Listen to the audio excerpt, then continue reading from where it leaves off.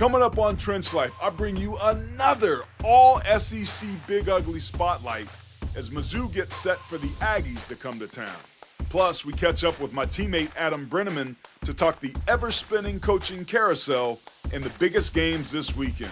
Trench Life starts now.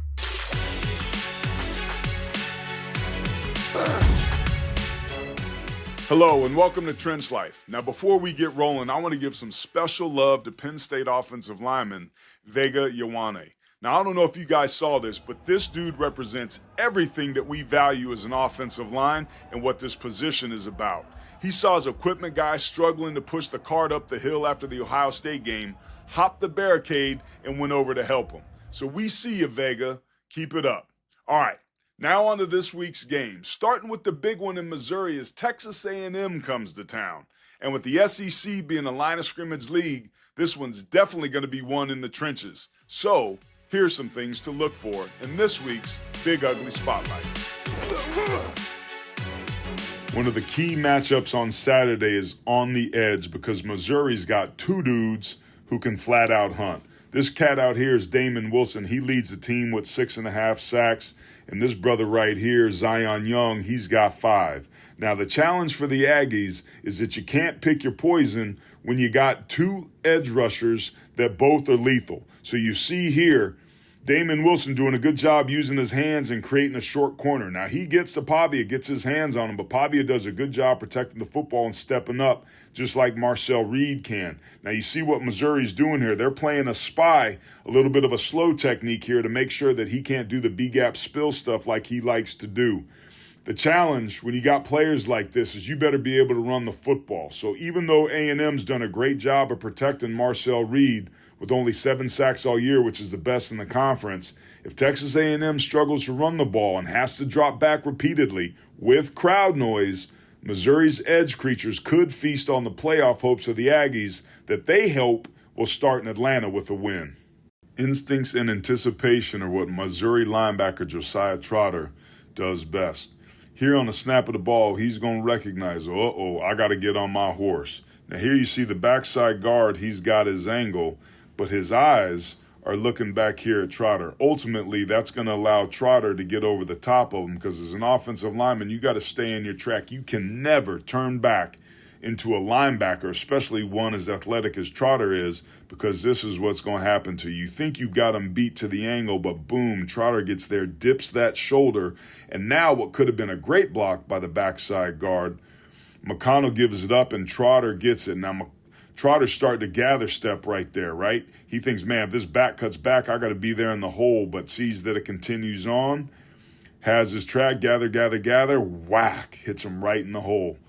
Man, if A&M's going to run the ball on Missouri, they're going to have to earn it because number 40 gets on his horse, and when he goes, he ends up where he needs to be. All right, this is notable right here because Texas A&M is going to be on the road, and this is what happens when you have speed off the outside edge and a little bit of crowd noise to where you're getting off the ball. This defensive end is up and starting his pass rush before the tackle has even started to set, and boom. He gets his foot in the ground about at the same time, but you can see he's gather stepping already. He's already late and beat. He's got his shoulders turned vertically to the line of scrimmage before he's taken his second step. That is a problem. So if you are a defensive lineman, you're going to do exactly that and create what's called a short corner. And the tackle has to grab right there. You see that? He knows it's a free shot to Marcel Reed, the quarterback, right now. So he's going to grab him on that shoulder and try and slow him down, and it's just enough. And I believe he gets away with it to allow Marcel Reed to come up and drop a dime. He got lucky here, but again, this is what you have to do, and this isn't his fault. It's loud, so he's laid off the ball, but in real time, things happen real quickly, especially on the road. One of the reasons Texas A&M ranks third in the SEC in rushing with over 200 yards per game and 5 yards per carry is how well they combination block. And here, the backside guard and tackle and the center and the left guard do a great job of getting shoulder to shoulder, hip to hip, accelerating on contact and moving people at the point of attack.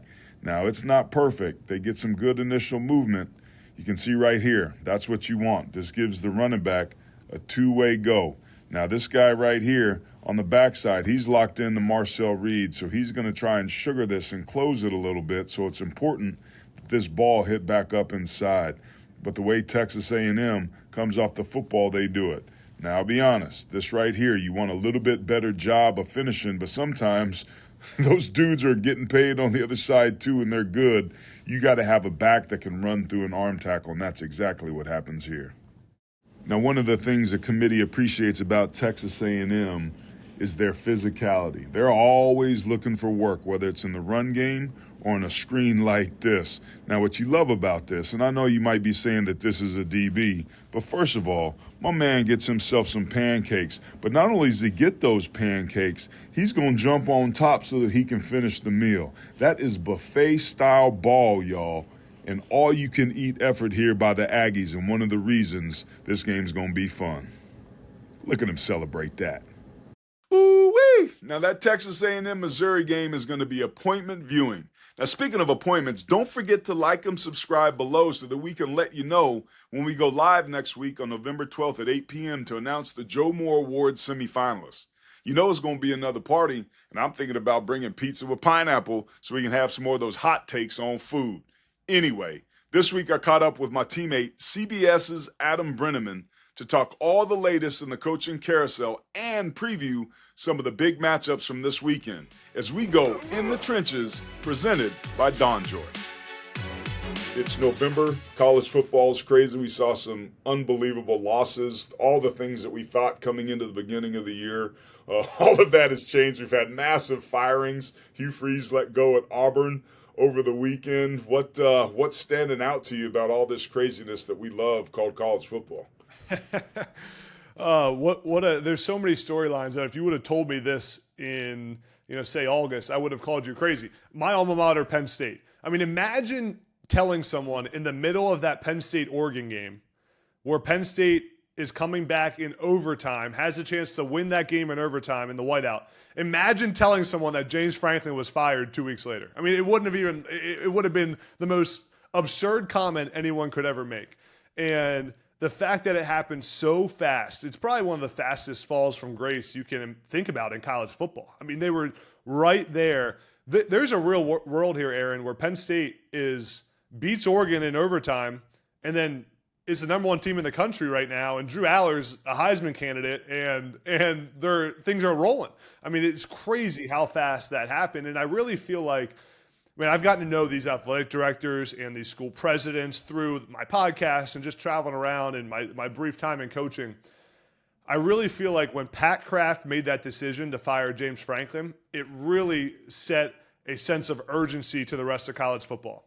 Because if Pat Kraft was willing to do it, well, then Auburn better be willing to fire Hugh Freeze. And if it's not acceptable for Penn State, who just played in the college football semifinal game a year before and just was a play away from the national championship, if it's not acceptable for Penn State to lose 3 games, then it's not acceptable for anybody else. And you kind of get into this contest of ADs pointing the fingers at each other and saying, who has more balls? Really, that's what it becomes. And then LSU has to fire Brian Kelly, because if Penn State fires James Franklin, well, LSU has to fire Brian Kelly after this year's performance. It kind of set off this domino effect, which is often what the coaching carousel is. But this year, it's been even more magnified, and we're going to see even more firings happen here soon. This will be the craziest college football offseason we have seen in recent memory. I mean, the amount of big jobs open, the amount of coaches that are going to move around, the amount of teams that may not be happy with the coach they end up with because so many other teams needed to hire a new head coach. I mean, think about Virginia Tech. Virginia Tech's like, man, we got to wait till Penn State, LSU, maybe Florida State, all these different programs hire their new head coach till they kind of get their pick of who they want. So it's going to be crazy. I mean, did the Penn State thing shock you as much as it did me when it was going down? Bro, they were one play away in double overtime of being the number one team in the country. And 2 weeks later, 15 days, James Franklin's fired. Are you kidding me? They should erect a statue out in front of that damn stadium. Instead, to your point, they got rid of him. And to me, that's the problem in college football. We lack leadership. It's these dominoes that fall. Everybody panics and they follow suit. And instead of leading, and to your point, having the patience or the balls to do something about it, They spend recklessly because they're afraid they're going to get left out, and they chase bad money with good. And right now, currently, as we sit today, wherever the hell it is, November 3rd, $185 million of dead cap money, dead, salary money. It's like dead cap money. At 4%, that's over $7 million per year. So collectively, the coaching body is removing, in a very conservative way, the ROI, the amount of money for one coach. And to me, the question becomes, what's it going to take for these presidents and ADs to have the balls to finally say no to these agents that are holding them hostage? Well, the college football administration is really starting to remind me of politicians, because, and I'll say this with a carve out or a caveat, that there's a lot of great ADs out there. I know a lot of them. They do care about the student athletes. There's a lot of them that want to do a great job. Most of them. But the issue with politicians is that all they're worried about is winning re-election, right? All they care about. They don't actually care about passing legislation, or maybe they do care, but the thing they care about the most is winning re-election, keeping their job. That's now become what the issue is with ADs and school presidents, is they don't care as much about the buyout money they got to pay in 10 years, or what it looks like from the bottom line. They care about keeping their job. They care about keeping the AD keeping his job and making sure he can stay in power and make all the money that they're making as an athletic director. And that causes some really brash decisions. It causes donors to have an impact. The other piece of this, Aaron, is that donors have more of a say in what a school does this year than they ever have before, because of all the money these donors have had to cough up for NIL, for paying players from the transfer portal. All these donors have had to write big checks.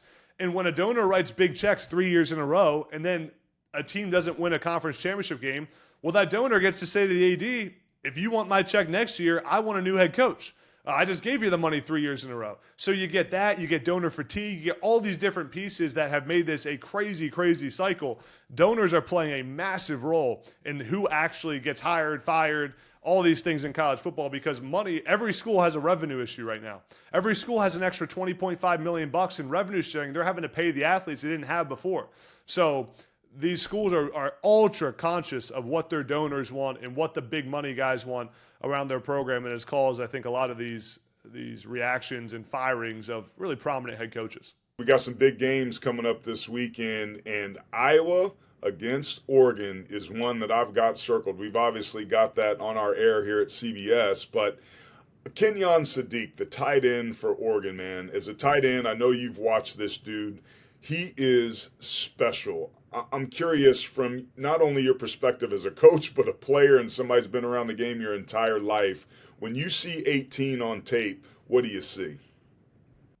The first thing I see for Kenyon Sadiq is physicality, which is the difference that makes him special at tight end. A lot of tight ends, they're not playing as physical as he does at the line of scrimmage. Sadiq's a guy who can play all the spots you want as a tight end. When you say tight end, it's one position, but really there's different versions of the tight end. You got the inline, you got the off ball, the H-back, and you got a guy that plays fullback, and you got a guy that can play wide receiver. Kenyon Sadiq's one of the few guys that I've evaluated who actually can play all four of those spots with zero deficiencies. He's got no issue in any of those spots. He is physical. He blocks his butt off, but man, he is athletic. He's 6'3". He's got long arms. He's got a long frame, which allows him to play on the line of scrimmage and make plays in space when he catches the football. I mean, I remember him coming out of high school. He's from Idaho Falls, Idaho. He was a freak back then, but never would have thought what he turned into. And it's a really good job of development by Dan Lanning and this Oregon staff, because you got a guy who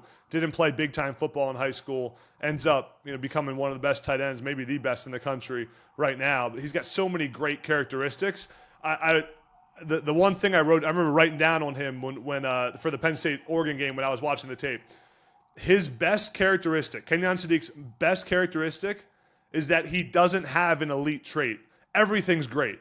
You often think about tight ends and star players, like, what's their elite characteristic? Well, you can't even think of one for Kenyon because he does everything so well. There's not anything that sticks out over the other. He's just consistent, physical, and does a great job playing every spot at tight end. Well, it was interesting. I was watching their game from a couple of weeks ago, and he was a little bit banged up. And that whole entire offense, it was one of those situations where you just want to flush the tape because everybody had an individual breakdown. Both tackles gave up a sack within the first 10 plays. It was a disaster. But that second half on, and it was they were backed up, and it was like that first play when they were backed up coming out right before halftime, and then that whole second half was a work of art. What Kirk Ferentz does at Iowa, and he's a disciple of my O-line coach, Joe Moore, which we created the award for, his thought was, we got to be better at what we do than you are at what you do. And if that's the case, then we don't need to look for a weakness. You'll give us one. What Iowa does is they kill you with simplicity. They enforce you. They require you to defeat blocks, to not let gaps get canceled, to be precise with your throws, to cause confusion in what it is they're going to do. It's so basic, but it's also so effective. I strongly feel like Oregon, if they're going to win this game, they can't get too cute. They got a Will Stein, who's top 5 offensive coordinator, can't try to make it about him. He's got to make it about his players and his offensive line and hope to win a 17-14 or 13 type game and play some small ball. How do you see this one stacking up? I'm glad you brought up Will Stein. I was just going to say, one, what a phenomenal job he's done during his couple years at Oregon and become really probably the top offensive coordinator in the country, from development to play calling to how he manages the game. And I think that's one of the things that makes this Oregon team really good is the unselfishness of the players, the coaching staff, of Will Stein being willing to say, hey, if we got to run the ball 40 times a game, we'll do it. If we got to throw it, we'll do it. If we got to play ball control, we'll do it. I think that's when you play Iowa. I mean, we played them when I was at Penn State. I mean, you're going to get opportunities to take shots down the field with the way their corners play, and that cover four ends up being just man to man. I mean, they're playing man with all their guys. There's going to be opportunities. The biggest piece is going to be Dante Moore, and how well does he read things on the line of scrimmage? How well does he make adjustments? How well does he manage opportunities when they're there? Dante Moore needs to play the cleanest, most efficient game of his season, because if you give Iowa a turnover with the way they play on offense and that ball control, you end up putting yourself at a huge disadvantage. But you can't just play conservative and safe football. You can't just say we're not going to push the ball down the field and avoid turning it over. You got to take shots when they're there. They will be there against Iowa. It's on Dante Moore to manage the game really well and take those shots when they are there. But man, Will Stein's done such a good job. I wouldn't mind seeing him as the future Penn State head coach, but we'll see how it all plays out. I like it, man. I like it. That's certainly a question in the coaching carousel. It's going to be a fun watch. Moving over to the ACC, man, there's the lone undefeated, the team in the driver's seat is Virginia. Are you kidding me? Who's been a bigger disappointment, Clemson, Florida State, or Miami? Well, they've all been disappointments for different reasons. I mean, I think Florida State's been such a disappointment because of their Week 1 win against Alabama, and then what happened since then.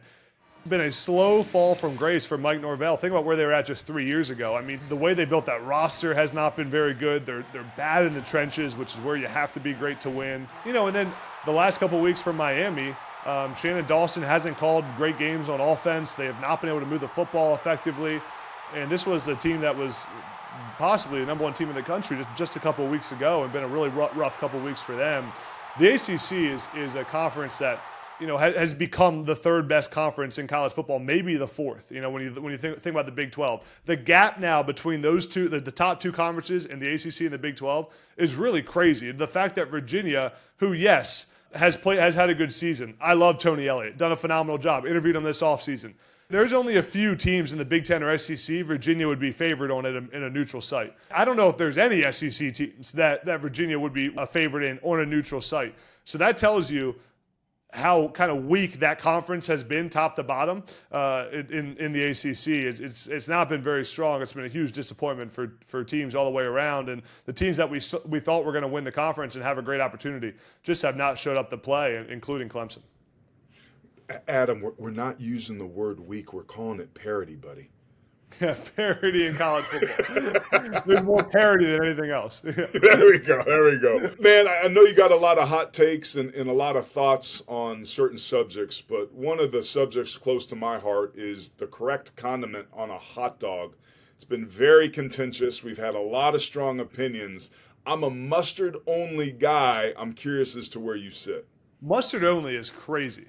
Like that to me is Crazy like good? no. Who put is that common to put just mustard on a hot dog? If you're smart. I mean, that's the way I look at it. I'm a ketchup guy. I put ketchup and then maybe some relish on there too. Do you put ketchup on your steak also? Because those No ketchup. Come on, I'm not that crazy. No ketchup on the steak. I do ketchup on a lot of different things. I'm not a huge mustard guy, but I feel like the general public's more on the ketchup train than the mustard train on hot dog. Am I wrong on that? Is that a bad perspective by the way? I don't know. I've got a strong opinion, but I spent 8 years in the Midwest, so Chicago-style hot dogs, dude, I cannot get through O'Hare Airport without ordering 2 to 3 of those bad boys. It's just the perfect food for me, in my opinion.